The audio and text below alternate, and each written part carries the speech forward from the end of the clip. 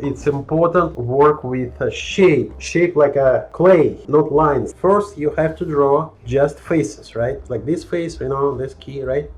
This key, this key, and this key, and you connect it to the first one again. You have to thinking how to transform like his head edges, right? How to transform his mouth shape, right? Not just straight.